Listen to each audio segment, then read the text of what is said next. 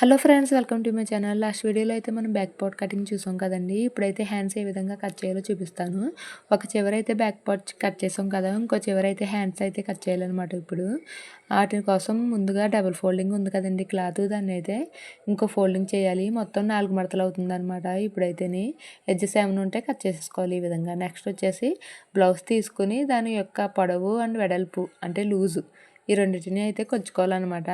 ముందుగాని చూస్తున్నారు కదా, ఇలా రివర్స్ చేసి బ్లౌజ్ని సంక దగ్గర అయితే ఖర్చు ఉంటుంది కదండి, ఆ ఖర్చుతో అయితే కలిపి పొడవు అయితే మార్కింగ్ చేసుకోవాలన్నమాట. ఇప్పుడు నేను తీసుకున్న బ్లౌజ్కి అయితే 5 ఇంచెస్ ఉంది. దీనికైతే 1 ఇంచ్ కలుపుకొని పొడవు అయితే మనం క్లాత్ మీద అయితే మార్క్ చేసుకోవాలన్నమాట. నెక్స్ట్ లూజ్ వచ్చేసి ఖర్చు లేకుండా అయితే కొలుచుకోవాలండి. ఖర్చు లేకుండా 5.5 ఉంది. ఎగ్జాక్ట్గా 5.5 అయితే మార్క్ చేసుకోవాలన్నమాట.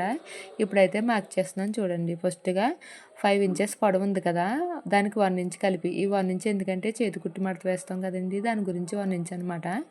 1 ఇంచ్ కలిపి మార్క్ చేసుకోవాలండి. నెక్స్ట్ లూజు 5.5 ఉంది కదా, 5.5 కూడా మార్క్ చేసుకోవాలి. ఇప్పుడు 6 ఇంచెస్ మార్క్ చేసాం కదా, అది ఎప్పుడు జాయింట్ ఉన్న వైపే మార్క్ చేయాలన్నమాట అండి.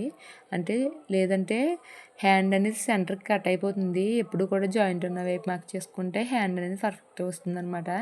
ఈ రెండింటినీ కలిపి ఒక బాక్స్ అయితే డ్రా చేయాలండి. బాక్స్ డ్రా చేసిన తర్వాత పైనుంచి సంక షేప్ తీయడం కోసం హ్యాండ్ షేప్ తీయడం కోసం 3 ఇంచెస్ కిందకి డౌన్కి మార్క్ చేసుకోవాలండి. చూస్తున్నారు కదా, ఆ 3 ఇంచెస్ మార్క్ చేసుకున్న దగ్గర 1 ఇంచ్ ఎక్స్ట్రా ఖర్చు అయితే పెట్టుకోవాలన్నమాట. ఈ విధంగా పెట్టుకున్న తర్వాత పైనుంచి 1 ఇంచ్ దాకా స్ట్రైట్గా అయితే మార్క్ చేయాలండి. ఏ విధంగా వంపు అయితే తీయకూడదు.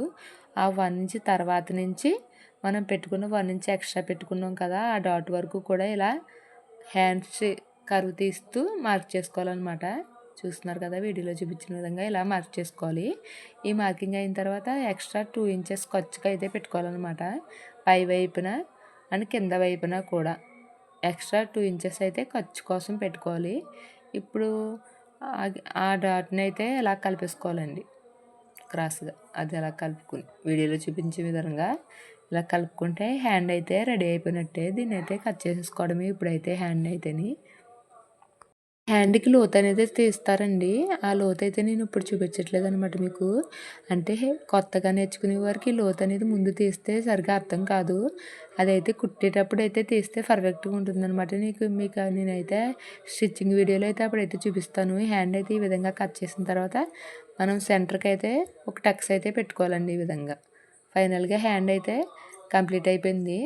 నెక్స్ట్ వీడియోలో అయితే మనం ఫ్రంట్ పార్ట్ కటింగ్ అయితే చూద్దాం. ఈ విధంగా చూస్తున్నారు కదా, ఈ విధంగా హ్యాండ్ అయితే బ్యాక్ పార్ట్ హ్యాండ్ 2 పూర్తయినాయి అనమాట.